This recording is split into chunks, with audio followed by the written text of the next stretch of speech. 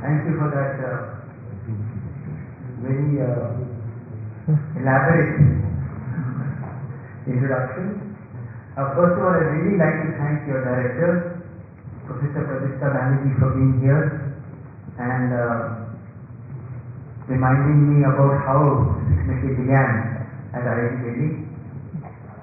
And it's been very nice that, at least for me, to come to know that he's been in IIT Delhi, IIT Bombay, and has seen the growth of this movement over the last 38 years.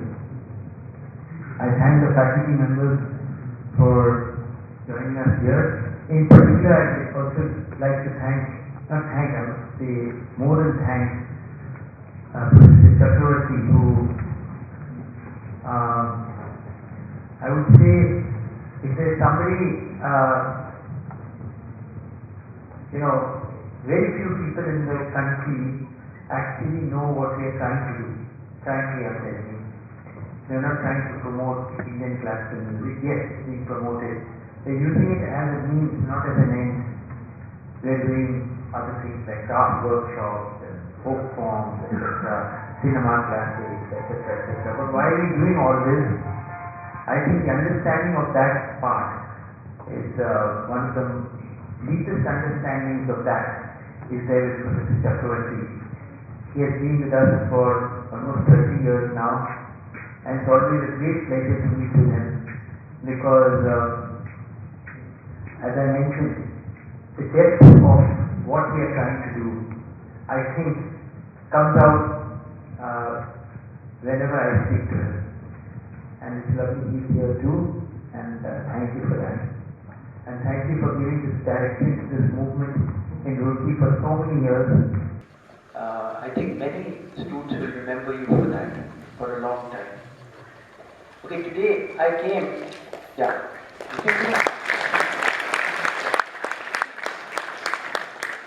he really deserves a hand, there's no question about it.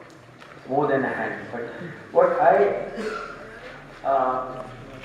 try to do is, I try to get this, what I'm talking of, this philosophy which we are trying to pass down to you all in some way. I'm trying to do that. I'll try and give an idea of what we are trying to do. Okay, so we had to give a catchy title to it. So what we did, we said, Save the Tiger, which everybody can see. And also maybe the Rudra Veena, which maybe many of you can't see. Okay? In fact, if you don't watch out, your children and your grandchildren may never see a Rudra Veena. Okay? Now, I say this because I remember in Palampur when I got news that the great Rudra Veena exponent, Ustad Asad Ali Khan, had passed away. There was no newspaper article or any such thing that I could see, though he was one of the greatest musicians that we had. So I felt, very uneasy and a little sad, and this thing came out from that. When I'm reading it out. When Ustad Asad Ali Khan passed away at that time a few days ago, it suddenly struck me that future generations, few people, would not possibly hear the Rudra Veena played in the majestic Khandarwani style that he had mastered. A legacy passed down through many generations has only one doubtful inheritor. The way, this is the only instrument which, the way he used to play it in Khandarwani style, in which you have to take a dharti ka naap, usko naap karke tab banta hai.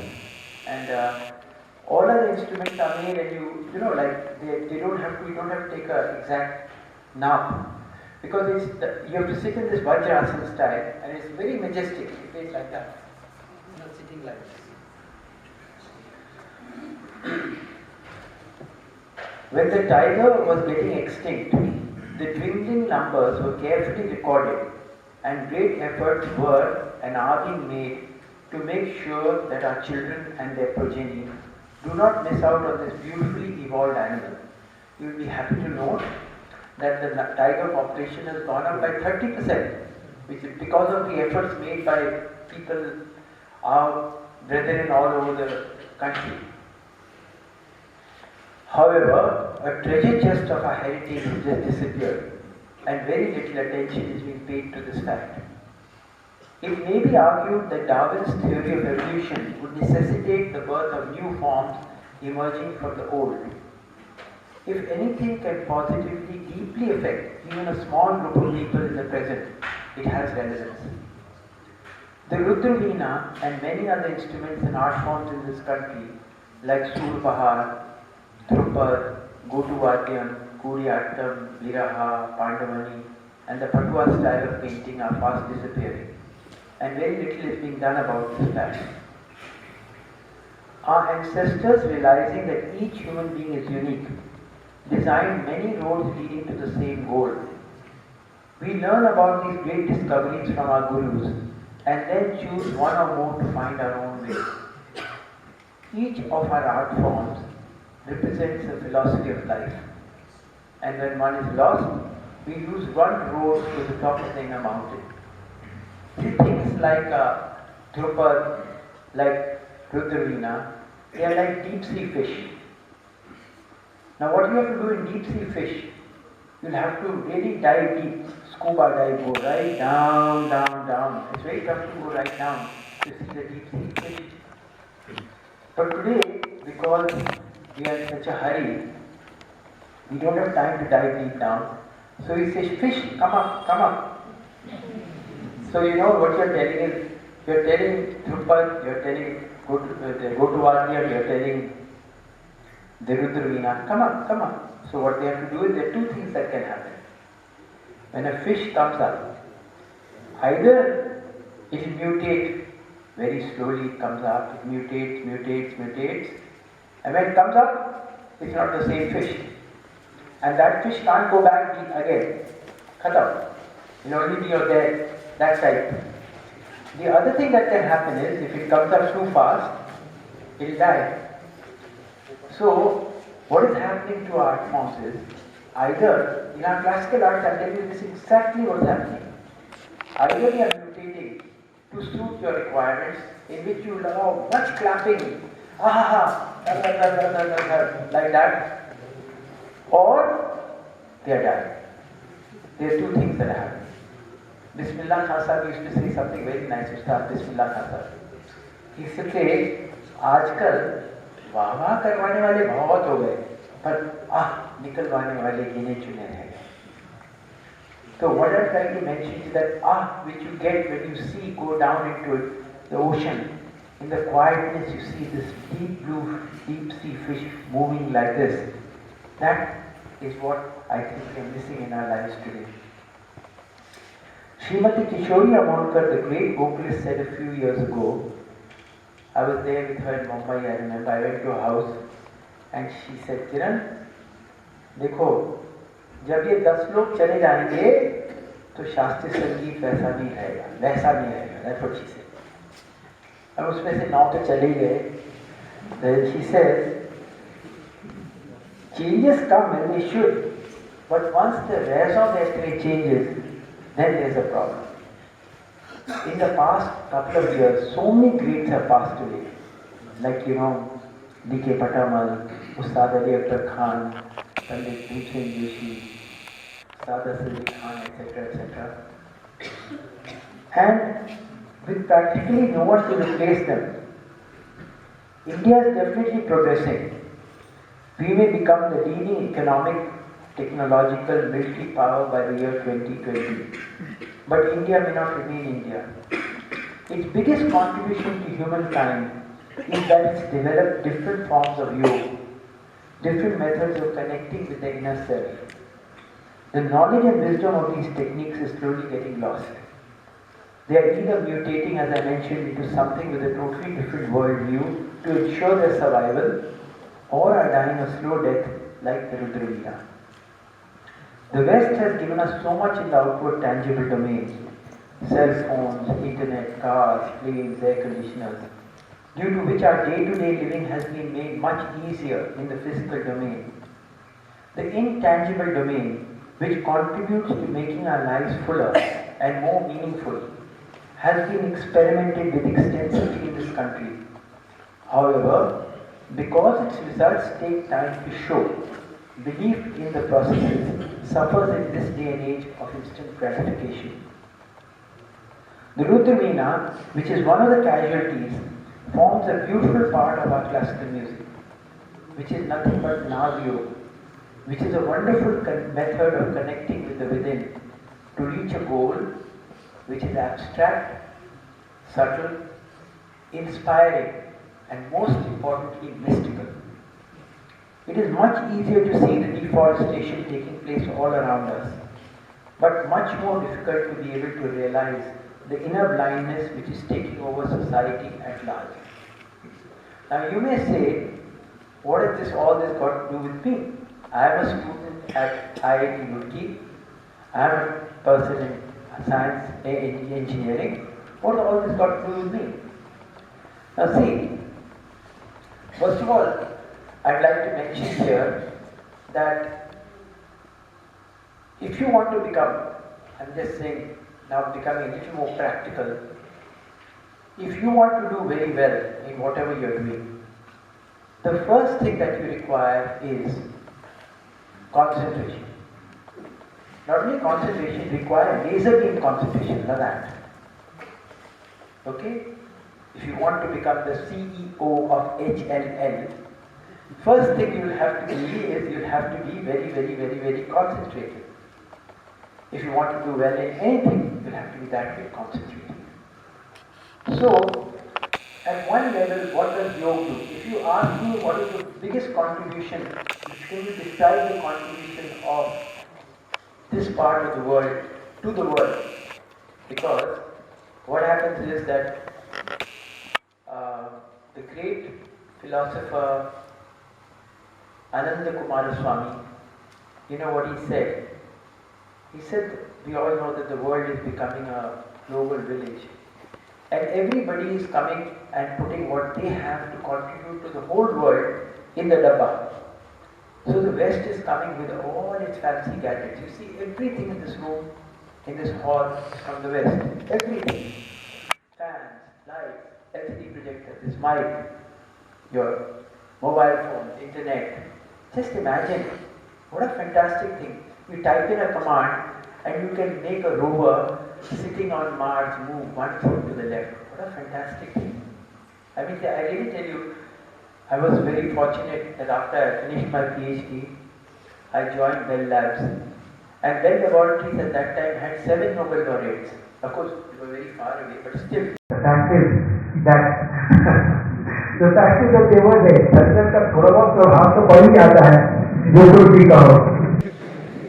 So I used to often wonder, what is so great about these, these people? Like, they have, of course, one thing that they have got is tremendous single-pointedness.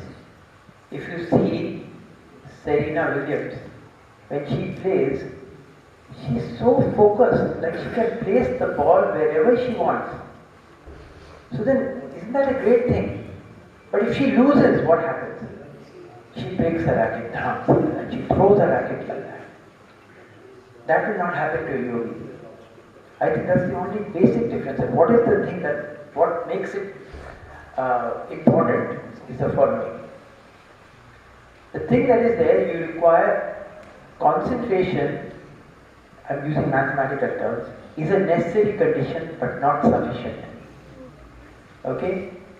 So what this whole process does is first it makes you very confident. If you do classical music, like what happened was, I happened to be very fortunate to learn from Ustad Aminuddin Dagar Sahib in Kolkata. I'll mention that to you sometime. But what first thing you do is you get your concentration. After that, what happens? After that, you go into realms which are very special.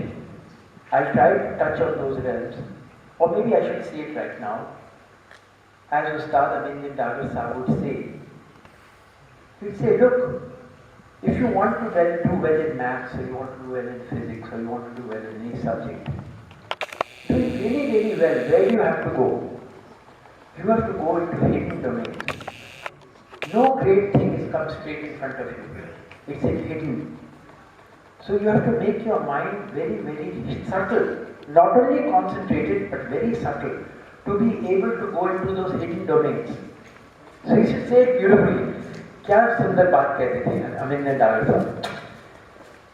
इसे देखो, सारे विश्व में 7 स्वर है और 5 और स्वर है, 12 स्वर, मतलब 7 and 5 auxiliary notes.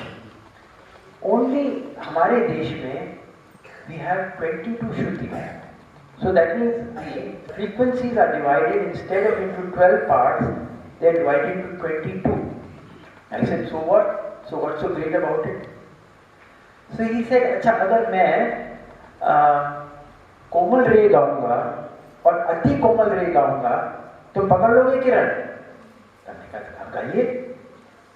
वो गाते, हमें तो नहीं पता चला. तो उन्होंने कहा तुम्हें नहीं पता चल रहा क्योंकि तुम्हारी बुद्धि ना अभी मोटी है. Right?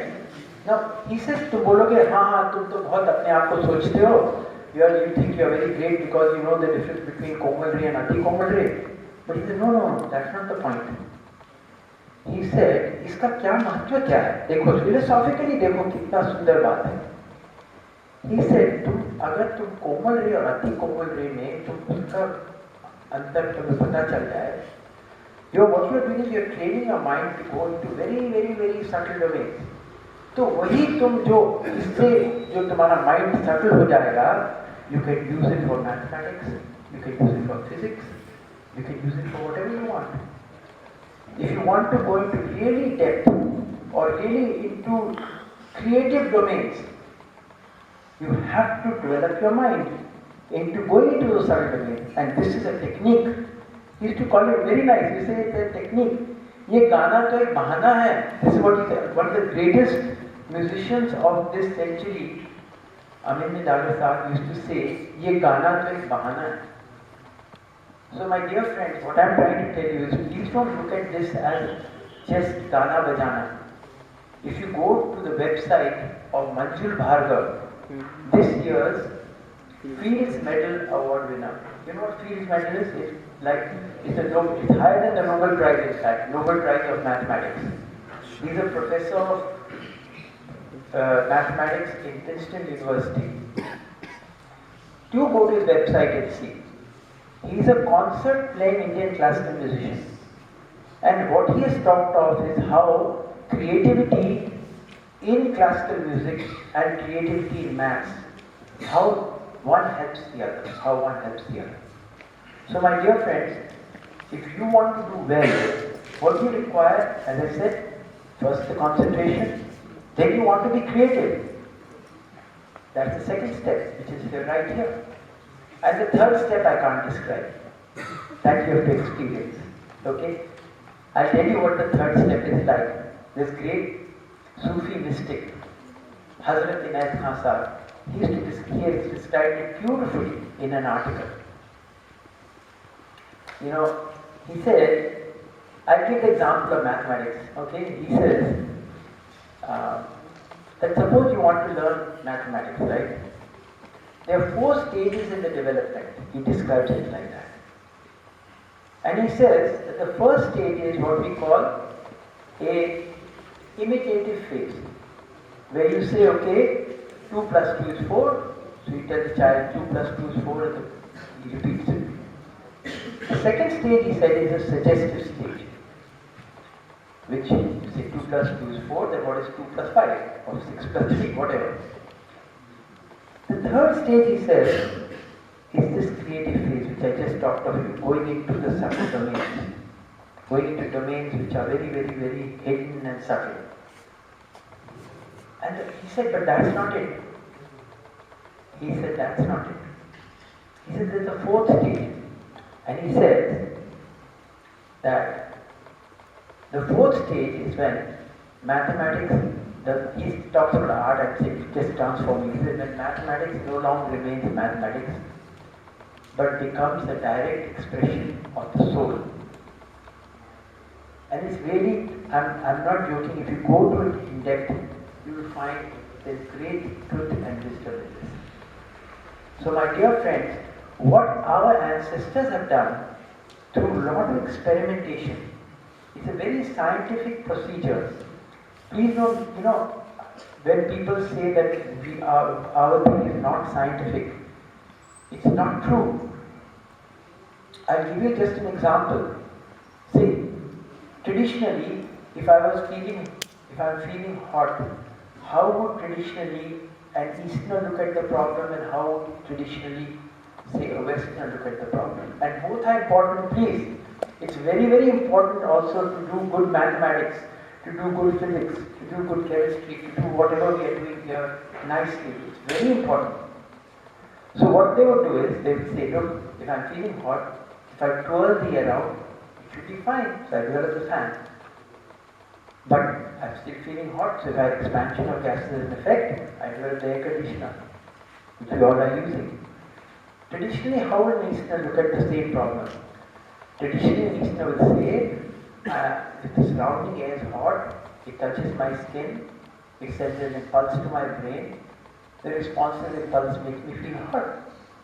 What if I can break this impulse response chain? I should feel cool. So I get into Padmasana, and using my body as a laboratory, I try out different experiments. And one day after 5, 6, I said, got it, I know how to do it. Then I said, Prakhar, you come, I'll teach you. So Prakhar said, no, I'll come to IIT Roorkee, I'll go to the refrigeration air conditioning lab. Right? Now, what I'm trying to say is, you see, what will happen is, in the lab, you can see, if you mix two chemicals, you can see the color changing right in front of your eyes. But here what you're doing is, you're mixing two chemicals inside, and you can't see the color changing, but you can feel the color changing, and that too, with a delayed response. So you're borrowed at two levels. First, its color is changing, but you have to feel the color changing. Number two, it is with delayed response. In this day and age of Twitter, Facebook, no time, my friend. Where the question of, waiting to see, feel the chemicals, color changing, no time. So all these things go into the background. They are pushed back. So my dear friends, I am requesting you, while we are here at IIT Roorkee, of course you must study very hard, you must do very well, there's no question about it, but these things will make you do even better. This I can assure you, and touch wood. I have been one of the toppers in IIT, so I can say that with full confidence. It's a fact. I can tell you, the method is the method which has to be used is, again I'm referring to what, I know you have to go, sir, but please, you've got a meeting, please. Again I'm referring to what Anandan Dagar Sahib used to say. You say if you want to go into anything in depth, be it physics, maths, whatever, then what is the methodology which you have to use? He said that you have to do it every day. He gave an example of taking a jet of water and putting onto a stone. Nothing would happen to the stone. But if you take the same water and put it drop by drop by drop, there will be a hole through the stone after a year, 2 years, whatever. So he used to say that if you want to do anything, you have to do it every day. And he'd say, एक दिन छोड़ गया तो तुम 40 दिन पीछे. And this is actually the truth. Okay, so the trick of doing well in IIT Roorkee, open your books every day. Come what may. Okay? Spend a little bit of time, even 15 minutes, half an hour, but don't miss out even one day. And you see how well you will do. This I can assure you. Okay, now one more thing here I'd like to mention. What is it that is, what changes have taken place in the last 15-20 years with you young people? You young people are much brighter, I think, than we were when we were your age. As I said, maybe because of Darwin's theory of evolution, it may be because of internet, maybe because of whatever. But there's no doubt about it. Your awareness levels, we were Buddhas at your age. Really, we were, didn't know what was happening. But You people are much brighter, much more aware. So, it's a two-edged sword. It's a two-edged sword. One is that it can help you in your growth, and one is it can also retard you. Why? See, two major problems which I think are being faced by the young person today. I'm going to focus directly on them. One is, I will call it the internet problem. Internet mobile problem. Okay, that's one problem. And one is, two, is a sexual problem. These are the two problems which I have seen very powerfully affecting this journey which I'm talking about. Now, if you can handle these two, I think to a large extent you will be able to recognize the depth of the journey which I'm talking about.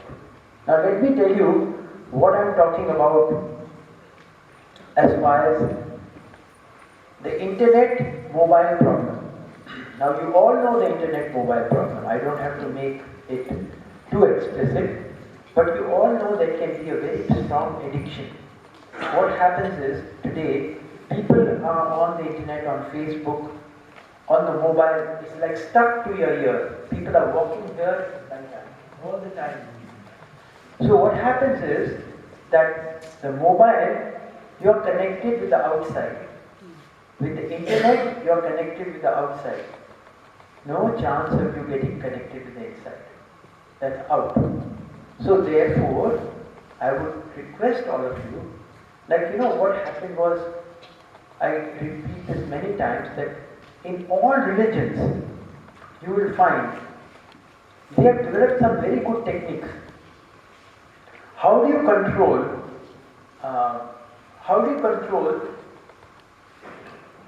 your eating, for example?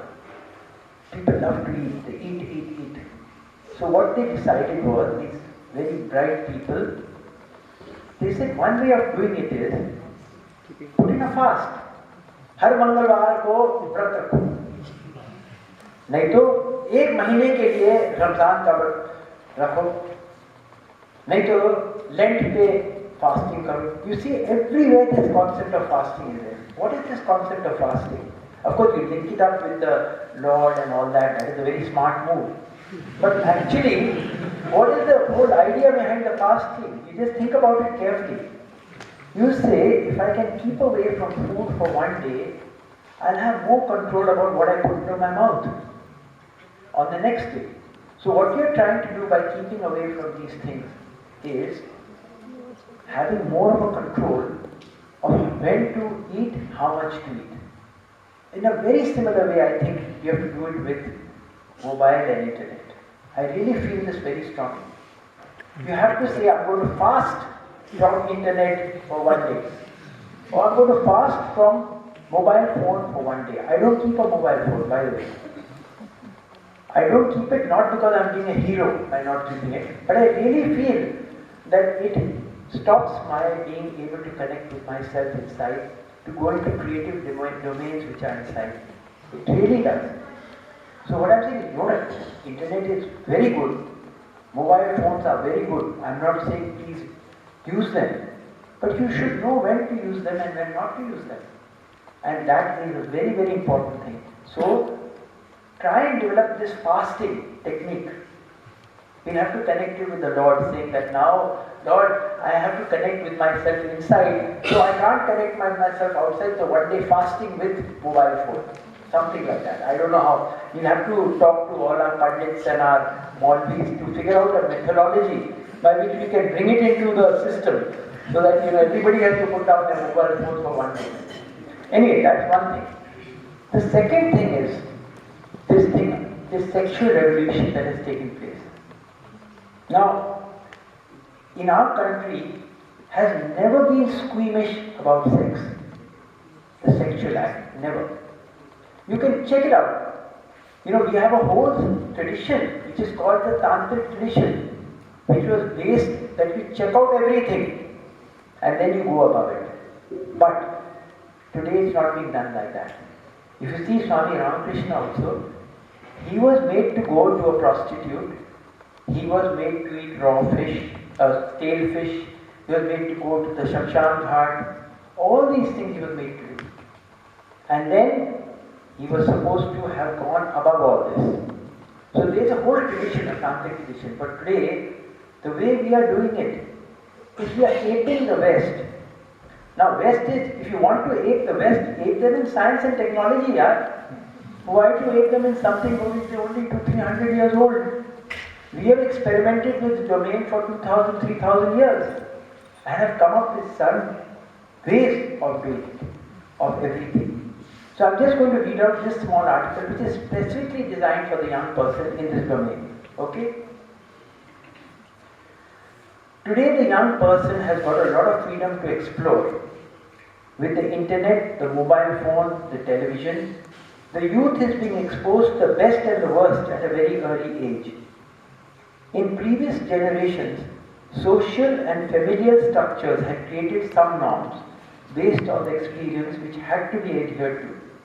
But with globalization, all rules are broken down, and the inexperienced teenager, or even sometimes a small child, is left to find her own way. There are many pitfalls to this availability of information, and many unfortunate experiences which can be avoided if we have a wise guide who has traversed almost the same path as we are currently on. We call such a person a guru, a hero, whatever. Changing priorities in society have made true gurus a rare commodity. Faith and patience has also taken a beating in the current atmosphere of instant gratification, resulting in many people not being able to recognize great masters even if they come across one. Consequently, the youth will have to develop the inner strength to go through life relatively unscathed. Our heritage can construct this support system beautifully. It builds an anchor which pulls us back to shore when we are going through turbulent times. Previous generations had a relatively safe passage through life, but now the youth are being thrown into the deep blue sea, which they have to learn to navigate largely by themselves. The key lies in them learning to connect with themselves. This is the art of yoga, which has been discovered in this great nation by our ancestors. If the youth all over the world, not just in India, could learn some form of yoga, their lives would become more fuller and more meaningful. You know, in US, you will be surprised, I don't know how many of you know about it, but 15 million people are learning yoga. 15 million. Also, that's not the only form of yoga. Classical music is now yoga. In our case, we have developed so many different forms of yoga. So let me explain with the help of an example, the man-woman relationship. This can bring the highest degree of selfishness. We are aware of the unhappiness that romantic relationships largely generate in the modern context. Knowing this, we still run toward the flame like a moth to experience fleeting moments of extreme pleasure at the cost sometimes even of death. The mind takes a hold of us and leads us into the abyss. If we could somehow control this mind, we could avoid such a situation. It is not that relationships are intrinsically bad. It is in the manner in which the mind makes us approach a relationship that makes it good or evil. If we could somehow direct this mind, we could make relationships wonderful. Yoga helps us do exactly that. You know, कहते हैं अच्छे भोग के लिए भी अच्छे योग की जरूरत है. If you do yoga well, then if you take a rasgulla even into your mouth, it will taste 100 times better. Pakki baat. You can try it out. I learned yoga by fluke. I had gone for practical training, which we all do after our second year. You also must be having that, right? Third year maybe go for practical training, isn't it? So I had gone through practical training, and there, by fluke, I learned yoga. Why should it be a fluke? I came across classical music by fluke. Why should it be a fluke? It should be our birthright. Then you can chuck it into the waste basket if you want. But it should be our birthright to be exposed to the best of what our ancestors have experimented with. And then you can throw it, you do whatever you want. But in our system, we are not even exposed to any of these things. Like I used to sing Western music in IIT with the guitar. It was just by fluke. One of our faculty members, someone like Chakravarti ji, he used to organize a whole night of Indian classical music in IIT. So we used to go on, yeah, song sunne wala jayega yaar, piche baitho. We used to sit at the back, play cards, and not one bit bothered about business kya ho raha hai. But that man did something fantastic for us. He put a seed into us which is still growing and still growing and still growing. Okay? Now I'll tell you one more thing that's there. Two of us, I remember, many of us went, but two of us who were friends went abroad. I'm talking now 1970, when the difference between a Western student and an Indian student was zameen aasmaan ka fark. आजकल तो बहुत normalize हो गया. When we went there, you know what happened? Like he went to Yale, I went to Columbia. And this boy, he couldn't handle it. He got into wine, women, song, drugs, everything. And he had to be deported back. Actually, he had to be deported back. What saved few people like us was this yoga. I'm not joking. Whenever it would go like that, this thing would like an anchor be there. So today it's very relevant in the situation which many of you are in. I would say, don't get into that follow the West ditto. Because what will happen is, this domain is a very, very, very dangerous domain. I'll tell you, very dangerous domain. I'm saying as one friend to another. Because I've gone through the domain, that's what I'm telling you. I'm not saying something from hearsay. I've gone through wine, women, drugs, whatever. Promise. And I can tell you that it's a very, very, very, very dangerous domain. The way you have to handle the domain is what you have to take from what we have got. I will tell you what beautiful things have been developed to handle this domain. Beautiful things. So while you are checking out things, if you are also making yourself strong inside, you will be able to go through. Otherwise, you will get what is happening in the West, and I've stayed in the West for many years. It is what I call the spaced out look. Many people know about it. It's like a blank look, like this. You don't know what's happened. It's called a spaced out look. You look like this, like the mind is completely torn apart because of all these things. And you just have this look like a zombie, like that. So my dear friends, I'm really telling you, please try this out. You must take up one form of yoga and do it every day without fail. Like you brush your teeth, and I hope you brush your teeth. Okay? You must take any form. There are so many forms, but make it the resolution. Your resolution that you will take one form of yoga and do it every day without fail. Even for 15 minutes, for 20 minutes, but do it every day. And you see what an effect it will have on your lives. Okay? But this is not sufficient, right? It cleanses the mind and also makes it subtle, this yoga which I am talking about. With this, the subtle mind, being able to recognize the pitfalls in the abstract domain, is able to guide the human being, taking her to unprecedented heights. Nadi Yoga is one such technique, our classical music. See, every morning, I'm really telling you, I'm not saying it just to boast or anything, but every morning, I do 3 hours of my riyaz. And not because somebody told me to do it. I started off with 15 minutes, then went to half an hour. But every time I did it, I found that there was something very, very powerful in it. I kept on going to it. Now I do it for 3 hours every morning. After that, I can come and face you. I can face the world. I can face whatever I want to face like that. And that's how you should be. So my request again to you is, please take any one form and practice it nicely. There's a very thin line of demarcation between what is right and what is wrong. The same situation can turn from right to wrong or vice versa in a split second. A controlled, pure and subtle mind can help us discriminate and can take us in the direction which will facilitate our inner growth. With so much of disharmony in today's society, which is a reflection of the disharmony within each individual, it is the need of the hour to develop ourselves internally. The last piece which I read out is what I say to my dear student. And here, a small corollary to what I just read out was a small piece from the Ramayana. There is a piece in the Ramayana in which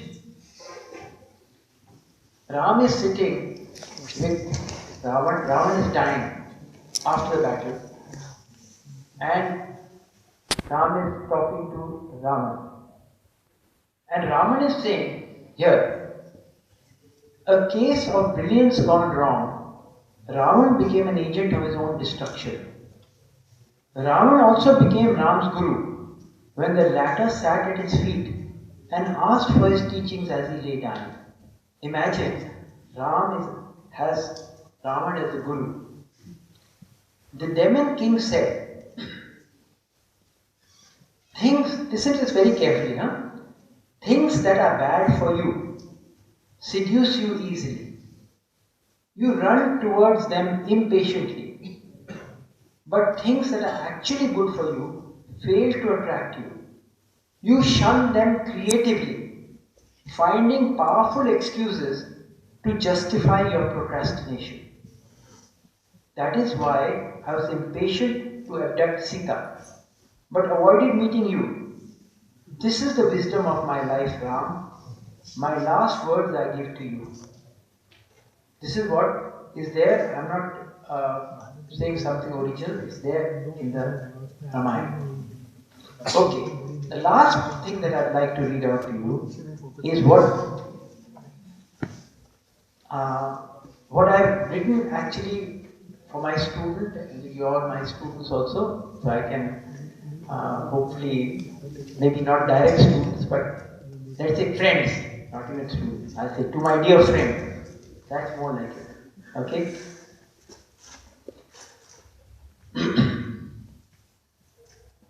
For 10 more minutes. I'll finish on time, that is sure. I'm very particular about that. Okay? So when I go to teach a class today, there are largely speaking two types of responses which I get.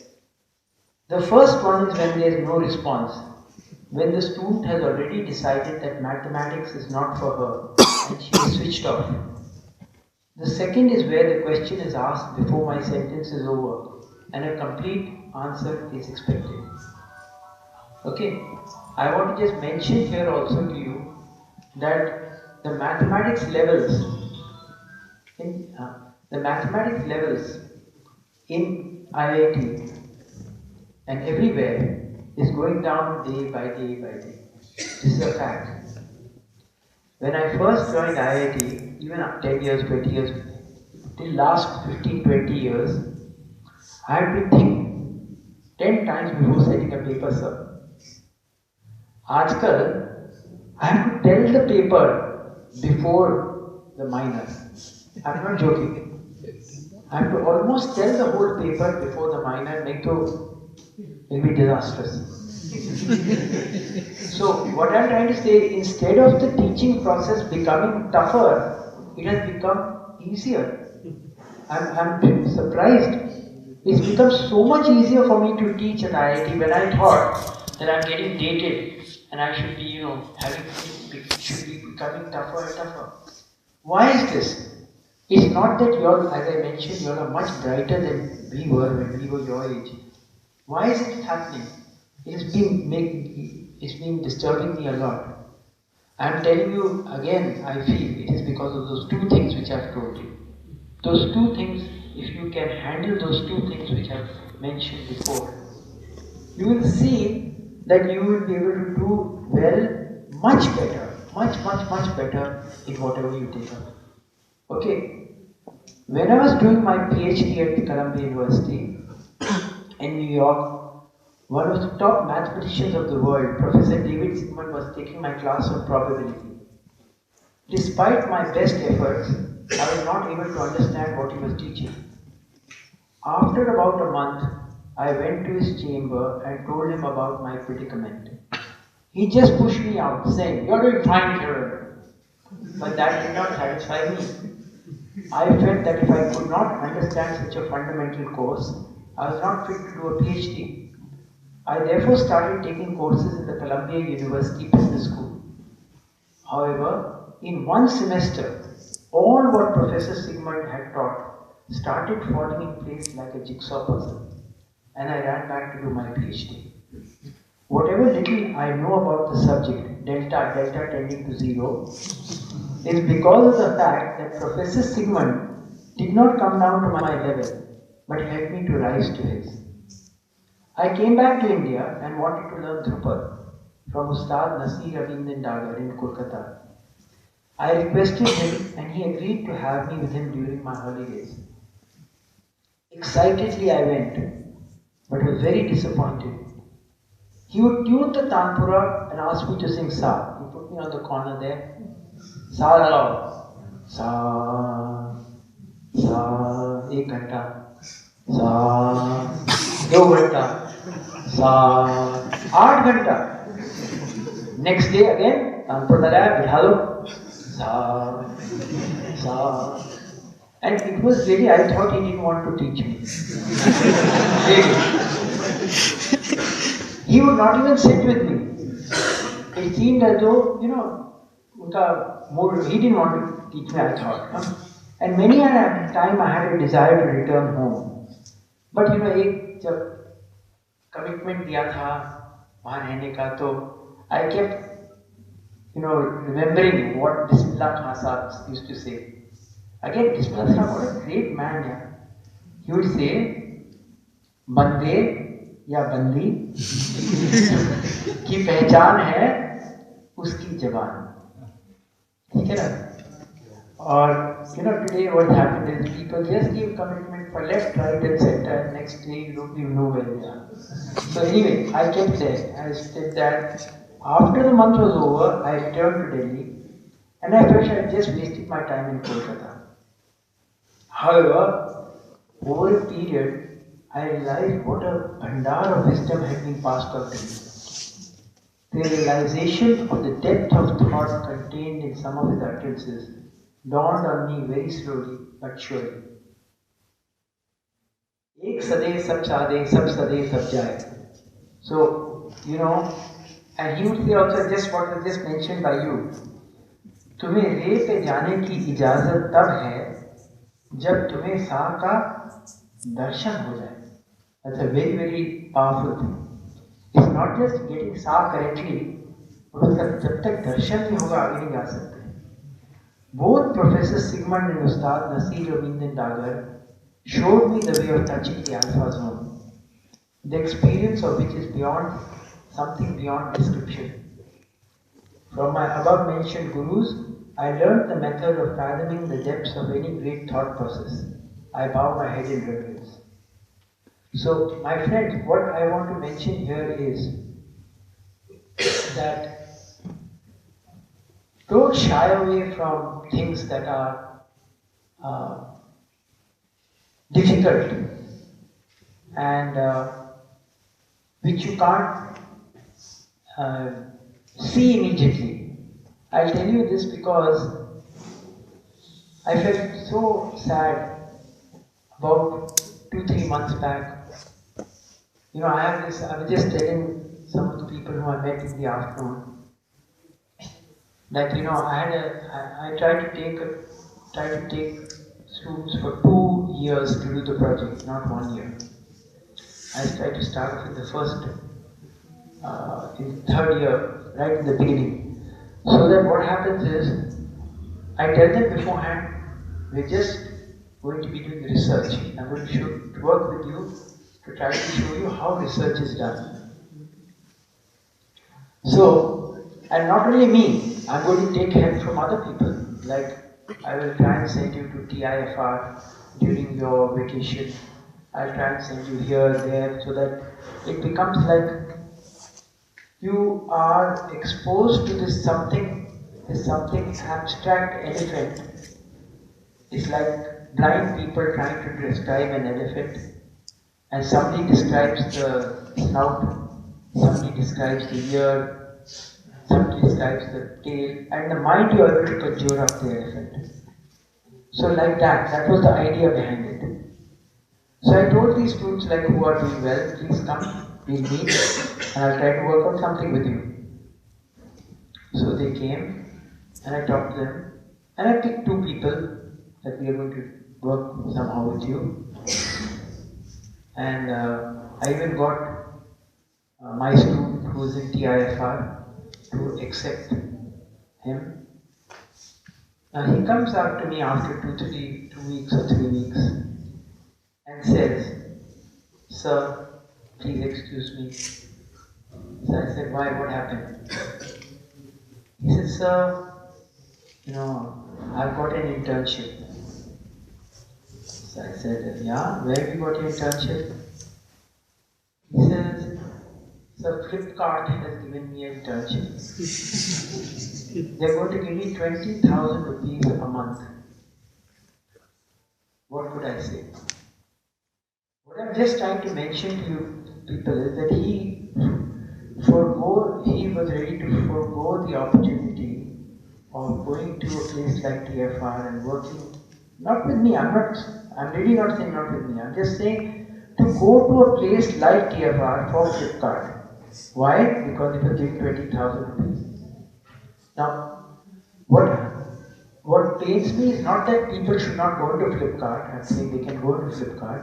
But if everybody goes into Flipkart, then who goes to TIFR? And who are the people, any great nation to go forward, especially people like you who are bright, have to also think of research and teaching. You go anywhere in the world, the first thing that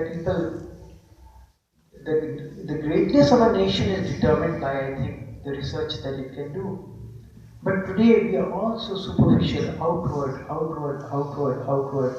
connected with the mobile, with the internet, that there's no chance of you even going this way, other way around. So what happens is, the brightest of minds are taken away as indentured laborers, But you are given 100 lakhs, 1 crore, whatever, and you are made an indentured laborer from 8 in the morning till 9 at night. Not allowed to think. Because if you think, you run away. If you think, a bright person, if he or she does Chintan Manan, what am I doing? You see, if you see what the work which most of the people are doing today, don't mind my again being a little critical, the brightest of minds are doing very, very low-level jobs, which does not even take that much of your, what Americans would, you have to pay 60 times the amount. You give them 60 times, 30 times, half that amount and make them take up the best minds. But my request to at least some of you people is to definitely think of research and teaching and to going inside. Because what is research? The advantage of research and these sort of things is that you get time to think. I'm not saying that research and teaching is the greatest job in the world, no. I'm saying any job which takes away your time, which doesn't allow you to do Chintan Manan, is not a correct job. You must have time to introspect. And that is what teaching and research job does.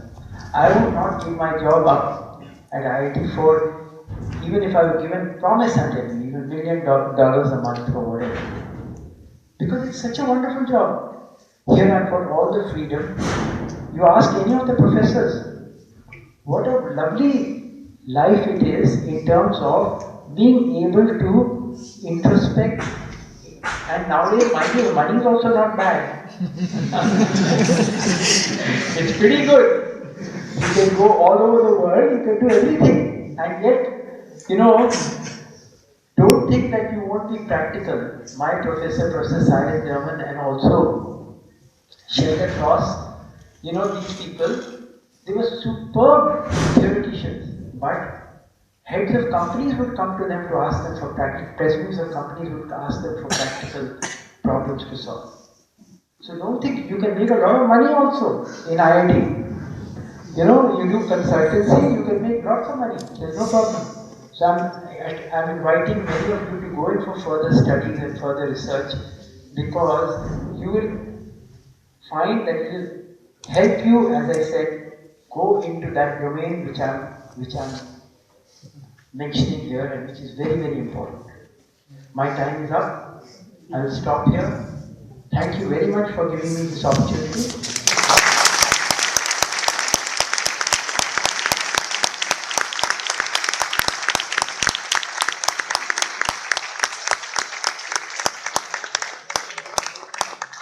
I want to make just two announcements.